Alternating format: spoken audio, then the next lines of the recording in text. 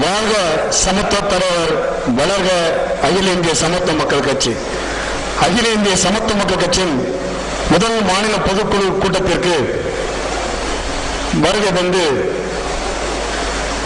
அனைவரையும் மகிழ்வித்துக் கொண்டிருக்கும் சுந்தருக்கும் பின் ஓசை உண்டு என்பதை எனக்கு கொடுத்த என் தலைவன் பச்சை தமிழன் சமத்துவ தலைவர் இந்த மேடையில் வழங்குகிறேன். இங்கே வருகை இருந்திருக்கும் ஐயா செல்வராஜ் அவர்களுக்கும், இயக்கத்தின் தூணாக செயல்பட்டு கொண்டிருக்கும் பொதுச் செயலாளர் அவர்களுக்கும், துணை பொதுச் செயலாளராக பணியாற்றிக் கொண்டிருக்கும் திரு சண்முகசுந்தரம் அண்ணன் அவர்களுக்கும், பன்னீர்செல்வம் அவர்களுக்கும், திரு ஏஎன்எஸ் சுந்தரேசன் அவர்களுக்கும், திரு இளஞ்சரன் அவர்களுக்கும், திரு மணிமாறன் அவர்களுக்கும், மாநிலத்தினுடைய தொழிற்சங்க தலைவர் என் பாசத்திற்குரிய அண்ணன் சுதாகர் அவர்களுக்கும், மாநில இளைஞரணி செயலாளர் திரு கராத்தே சரண் அவர்களுக்கும், கொள்கை பரப்பு செயலாளர் திரு ஜெயபிரகாஷ் அவர்களுக்கும், மாநில கலை இலக்கிய செயலாளர் NMS விவேகானந்தன் அவர்களுக்கும், மண்டல அமைப்பு செயலாளர் திரு காளிதாஸ் அவர்களுக்கும், திரு SS மணியன் அவர்களுக்கும், இந்த மேடையில் இருக்கும் மற்ற அனைத்து நிர்வாகிகளுக்கும், மேடைக்கு முன் இருக்கும் மாவட்ட, ஒன்றிய, நகர செயற்குழு, பொதுக்குழு அனைத்து அணை நிர்வாகிகளுக்கும், நான் சார்ந்திருக்கும் தென் மாவட்டத்தில் அனைத்து நிர்வாகிகள் சார்பாக நன்றி தெரிவித்துக் கொள்கிறேன். நம்பிக்கை வேண்டும் என்று பொதுச்செயலாளர் அவர்கள் பேசும்பொழுது நம்பிக்கை ஏற்படும் வண்ணமாக பேச வேண்டும் என்று சொன்னார்கள். அந்த கருத்திலே நான் ஒரு சில கருத்துக்களை சொல்ல கடமைப்பட்டுள்ளேன். பத்திரிகைகளை நீங்கள் பார்க்கலாம், இவர்கள் தான் ஆட்சிக்கு வருவார்கள், அவர்கள் தான் வருவார்கள், இவர்கள் இதை செய்வார்கள், இவர்களுக்கு NGO ஆதரவு இருக்கிறது, இவருக்கு சாமியார் ஆதரவு இருக்கிறது என்றெல்லாம் பத்திரிகை தினசரி நீங்கள் படித்துக் கொண்டுதான் இருப்பீர்கள். ஆனால் ஒன்றை மட்டும் நான் சொல்ல கடமைப்பட்டிருக்கிறேன்.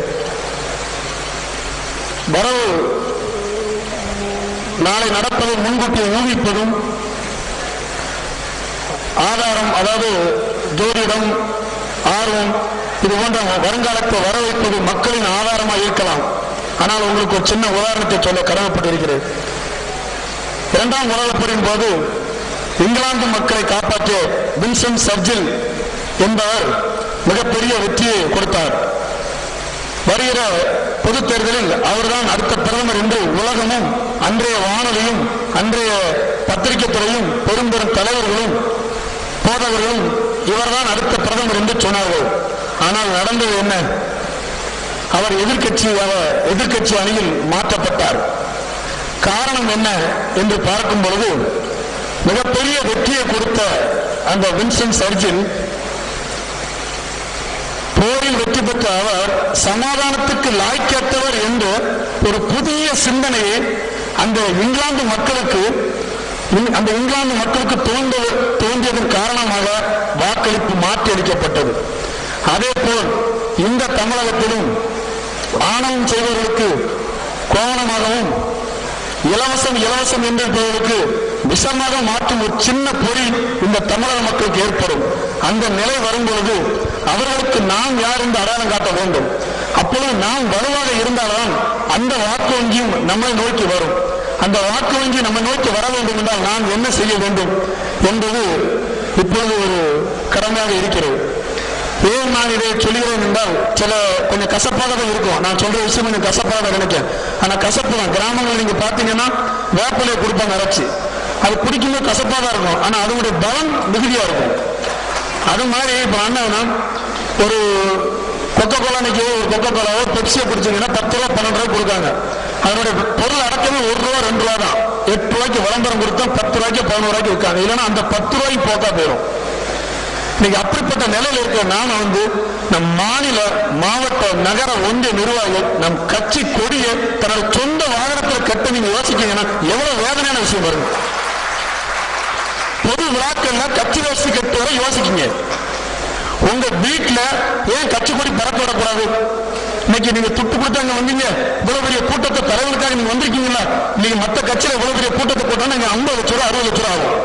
எந்த பணம் எதிர்பார்ப்பெல்லாம் நீங்க வந்திருக்கீங்க. இவ்வளவு ஊரு போறவங்க நீங்க இருக்கிறீங்க, ஆளுக்கு 1 கோடி உங்க வீட்டுல நீங்க பறக்க விட்டீங்கன்னா இன்னைக்கு 2000 கோடி உங்க வீட்டுல பறக்க ஆரம்பிச்சிடும். உங்க வீட்டை உங்க ஊர்ல இருக்கிற 500 பேர் பார்க்க மாட்டாங்களா? கட்டாயம் பார்ப்பாங்க.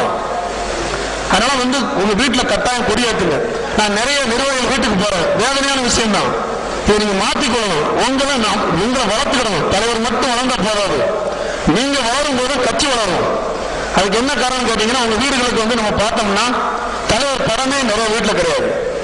நீங்க பெரிய பொறுப்புல இருக்கீங்க, உங்களை நம்பி பாருங்க, எங்கேயோ கடவுளில் இருக்கிற ஒரு தொண்டை கையில பச்சை குத்திக்கிட்டு கழுத்துல தலைவரோட படத்தை மாட்டிக்கிட்டு சட்டை மேய்ச்சியும் 24 மணி நேரம் அதே கனவை சிந்தனோட அலைகிறான். ஆனா தலைவரால் காட்டப்பட்ட மாநில நிர்வாகி, தலைவரால் காட்டப்பட்ட மாவட்ட நிர்வாகி, ஒன்றிய நிர்வாகி உங்களை சுட்டி காட்டும் போது உங்களை தேடி வரும்போது அவன் ஏமாற்றுவதோடு செல்ல வேண்டிய நிலைமை வருது. அப்புறம் எப்படி உங்களை மதிப்பான்? உங்க மேல எப்படி அவங்க தன்னம்பிக்கை ஏற்படும்? அதனால தயவு செய்து உங்க வீட்டுல தலைவருடைய தனிப்படமோ இல்ல தலைவரோடு நீங்க இருந்த புகைப்படமோ கட்டாயம் இருக்க வேண்டும். இதை நீங்க கட்டாயம் நீ கடைபிடிச்சாகணும். இதை வந்து நீங்க முதல்ல வந்து இதை இந்த தலைவரோட படம், அது போல மாற்று கட்சியிலிருந்து நம்ம கட்சிக்கு நிறைய பேர் வந்திருக்காங்க. வரவேற்கத்தக்கது வரவேற்கும் நீங்கள் இருக்கும் திசையை நோக்கி நம்ம வணங்க தயாராக்கிறோம். உங்களோட அனுபவங்கள் அறிவு எங்களுக்கு தேவைதான். ஆனால் நீங்கள் புதிய மாற்றத்திற்குள் வரும்பொழுது இந்த தலைவரை நீங்கள் வெளியில் காட்ட வேண்டும். அங்கே பார்த்தீங்கன்னா சிலர்லாம் பழைய தலைவர்களோட இருக்காங்க, அவங்களோட இருந்த படம் தான் அங்கே இருக்கு. பல கட்சியிலிருந்து வந்த தலைவரோட படம் தான் இருக்கு, அவங்க அலுவலகத்தில் அப்படிதான் இருக்கு. அப்படி இருக்கும்போது எப்படி நீங்க சொல்ற வார்த்தைக்கு எப்படி மரியாதை கிடைக்கும்? உங்களுக்குள்ள வந்து இங்க வேற ஏதோ எதிர்பார்த்து இல்லைங்களா? அரசியல் கட்டாயம் எதிர்பார்த்தா வருவாங்க. ஒண்ணு பேரும் புகழும் இல்லைன்னு பணம் ஒண்ணு பெரிய அந்தஸ்துக்காக வர்றது உண்மைதான். தன்னை பாதுகாக்கிறதுக்கு அரசியலுக்கு வருவாங்க, நான் இல்லைன்னு சொல்ல, அதெல்லாம் ஓகே தான். ஆனா நீ தலைவரை மறைக்கிறது காரணம் என்ன? தலைவர் முழுமையை ஏத்துக்கலையா அப்படிங்கிறத வந்து தெளிவுபடுத்தும்.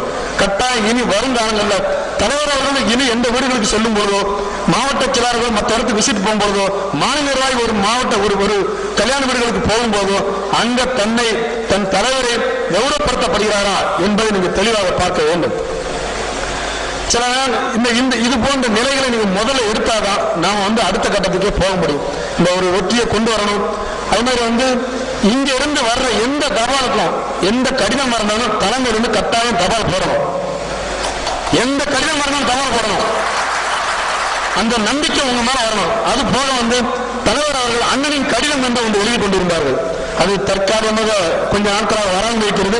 கட்டாயம் அண்ணனின் கடிதம் என்பது எங்களுக்கெல்லாம் குளுக்கோஸாக இருக்கும். நீங்கள் கட்டாயம் அந்த கடிதத்தை நீங்க தொடர்ந்து எழுத வேண்டும். அது மாதிரி நம்பிக்கை இப்ப பாத்தீங்கன்னா எல்லாரும் நிறைய ஒவ்வொருத்தர் ஒரு சில கருத்துக்கள் பேசுறீங்க, எல்லாம் சொன்னீங்க. ஆனா கட்சி அலுவலகம் எத்தனை பேர்ட்ட இருக்குன்னு கேட்டீங்கன்னா இல்ல. ஒரு மாவட்ட செயலாளர் கட்சி அலுவலகம் வச்சாத்தான் ஒன்றிய செயலாளர் கட்சி அலுவலகம் போட சொல்ல முடியும். ஒன்றிய செயலாளர் போட்டவன் நகர செயலாளர் போட சொல்ல முடியும். நீங்க மாவட்ட செயலாளர் கட்சி அலுவலகம் வைக்கிறதே இல்லை. அப்ப கட்சி அலுவலகம் வச்சாலும் அங்க ஆட்களும் இருக்கிறது இல்லை. இது போன்ற ஒரு நாள் 2 நாள் வரத்தாச்சு கல்யாண வீடு மற்ற விசேஷங்கள் இருக்கும், குடும்பத்தில் சில இது இருக்கும், அதெல்லாம் வேற விஷயம். ஆனா கட்சி அலுவலகம் கட்டாயம் இருந்தாதான் அந்த கட்சி ஆபீஸுக்கு 4 பேர் வருவாங்க, அதை பார்ப்பாங்க, அங்க ஒரு பத்திரிகை படிப்பாங்க, இங்க இருந்து ஏதாவது தகவல் சேகரிச்சுக்கிடுவாங்க. அதனால கட்டாயம் கட்சி அலுவலகம் ரொம்ப முக்கியம். அதெல்லாம் விட்டுட்டு நம்ம வீரவாசனம் பேசிங்க ஒன்றும் பிரயோஜனம் இல்லை. கட்சி அலுவலகம் போட்டு கட்சியை வளர்க்கறதுக்கு என்ன முயற்சி பண்ணுங்க. அந்த நிலைமை வரணும். சந்தேகப்படுறத முதல்ல நிறுத்துங்க. நம்ம நிர்வாகிகள் வந்து நம்மகிட்ட வந்து நம்ம பெரிய ஆதாரம் இருக்கும். நான்லாம் இன்னைக்கு என்ன கொடுத்தாலும் விலை கொடுத்து வாங்க முடியாது. எத்தனை கோடி கொடுத்தாலும் உயிரே கொடுத்தாலும் நான் திரும்ப உயிர் எடுப்பேன். அந்த அளவுக்கு நான் இருக்கேன்.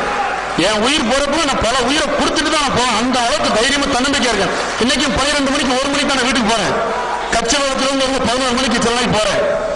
எங்க ஊர்லாம் பாத்தீங்கன்னா வாரத்துக்கு ஒருக்கா மாதத்துக்கு ஒருக்கா கொலை நடக்கும். எங்க ஊர்ல ஒண்ணு எங்க ஊருக்காரங்க அடுத்த ஊருக்காரங்க கொள்ளுவாங்க, இல்லை அவங்க எப்படி பண்ணுவாங்க. ஆனாலும் அந்த இரவு நேரத்தில் நான் தைரியம் ஒத்துழைப்பும் போவேன். நான் காரை விட்டு ஒரு நாள் இறங்க மாட்டேன், எந்த இதுக்கும் உட்பட மாட்டேன். கார்ல இருந்தே நான் பதில் சொல்லுவேன். அவ்வளவு தைரியமா தன்னம்பிக்கையோட இருக்கேன். நீங்க அந்த தன்னம்பிக்கை வளர்த்துக்கணும். யாரா ஏதாவது சொன்னாங்கன்னா அதை கேட்டுக்கிட்டு அதுக்கு தகுந்த மாதிரி செவி சேர்க்க கூடாது. பாத்தீங்கன்னா இப்ப வந்து நம்ம கெடுக்கிறக்கே ஒருத்தர் சொல்லுவோம், ஐயோ உங்க மாவட்டமா நான் பார்த்தேன்ப்பா, எல்லாம் சூட்கேஸ் கொடுத்தாச்சு சரியாயிட்டு அப்படின்னு சொன்னா நீங்க அதை நம்ப கூடாது. அங்க இருந்தே போன் பண்ணி பேசுங்க அவர்கிட்ட, இப்படி சொல்றான் இல்லைன்னு செவுட்டில் அடிங்க, அவன் தப்பா சொன்னான். அந்த நிலையை கொண்டாங்க, அப்பதான் உங்களுக்கு பயம் வரும். நீங்க என் பொண்டாட்டி வந்து மார்க்கெட்ல நிக்காம ஒருத்தர் என் வந்து சொல்றேன்னு, ஏன்னா உங்க ஒய்ஃப் அங்க நிக்க அப்படின்னு சொன்னா, அப்படியே நான் தான் காய்கறி வாங்க அனுப்புறேன், இன்னைக்கு நான் போக முடியல, அவளை போக சொல்லியிருக்கேன் அப்படின்னு சொன்னா அந்த பிரச்சனை வரும், முடிஞ்சுவோம். அப்படியே வந்தா, எப்போ வந்தா, எங்க வந்தா, யார் கூட வந்தா, எந்த பைக்கில் வந்தா, எந்த காரில் வந்தா, நீங்க திரும்ப திரும்ப கேட்டீங்கன்னா அங்க வந்து குடும்பத்தோட நிலை மாறிடும். அதே நிலையில கட்சி நிலையும். அதனால நீங்க மிகவும் கவனமா இருக்க வேண்டியது. இந்த கட்சியை பொறுத்தளவு வந்து நீங்க எவ்வளவு தெளிவா இருக்கீங்கிறதான் முக்கியம். தன்னம்பிக்கையோட இருக்கணும். தலைவர் வந்து உங்களுக்கு வந்து அதிகப்படியா வந்து இன்னைக்கு மக்கள் பிரச்சனையை முன் வச்சு போராட்டம் பண்ணணும் அப்படின்னு சொல்லி இன்னைக்கு தோரசாமி அவர்கள் நிறைய கருத்துக்கள் சொன்னார். நிறைய போராட்டம் நடத்திருக்காரு. நானும் அவரோட ஃபைல்லாம் எடுத்து பார்த்தேன். உண்மையிலேயே பாராட்டக்கூடிய ஒரு விஷயம் தான். இது போன்ற போராட்டங்கள் எல்லா இடத்திலும் தீவிரப்படுத்தணும். மக்கள் மத்தியில் உங்களை யாரும் நீங்க அடையாளம் காணப்பட்டாதான் நீங்க வெற்றி பெற முடியும். சிலர் நம்மகிட்ட சொல்றாங்க, உங்க தலைவர் இப்படி இருந்ததுக்கு பதிலாக திமுக இருந்தா மந்திரியா இருக்கலாம், அப்படியா இருக்கலாம், இப்படியா இருக்கலாம். உண்மையிலே நல்லா தான் இருந்திருக்கலாம். ஆனா உங்களை போன்றவர்கள் அவர் உருவாக்க முடியுமா? நீங்க இன்னைக்கு கூடியிருக்க காரணம் யாரு? இந்த தலைவன் உங்கள் வாழ்வு முதலுக்காக தன்னை அர்ப்பணித்து தான் இந்த கூட்டத்தை உருவாக்கியிருக்காரு. அவர் நல்லா இருக்குன்னா என்னைக்கும் நல்லா இருந்திருக்கலாம், எந்தெந்த பதவியும் அடைஞ்சிருக்கலாம். அது நோக்கம் அல்ல. நீங்க வாழணும், நம்ம இந்த சமுதாயத்தில் ஒரு மாற்றம் வரணும் அப்படிங்கிறத அவர் தலைமையாக கொண்டு வந்திருக்காரு. அதனால தலைவருடைய இந்த ஒவ்வொரு செயல்பாட்டையும் நீங்க உறுதுணையாக இருந்து நீங்க அனைவரும் ஒற்றுமையோடு இருந்து மிகப்பெரிய வெற்றிக்கு தலைவருடைய பாடுபட்டு கொண்டு வரணும்னு கேட்டுக்கொள்கிறேன். அதே நேரத்தில் இந்த பொதுக்குழு 3 வருடத்துக்கு அப்புறம் நடந்திருக்கு. நம்ம இயக்கத்திற்காக சிலர் உயிரை தியாகம் பண்ணியிருக்காங்க. நம்ம இயக்கத்தில் சிலர் வெற்றி பெற்றிருக்காங்க. அவங்களெல்லாம் இந்த கூட்டம் முடிவு தருவாயிலாவது நினைவுபடுத்தி அவங்களை கௌரவப்படுத்தும் சொல்லி இந்த சபையை நான் 2 கரம் கூப்பி நான் கேட்டுக்கொள்றேன்.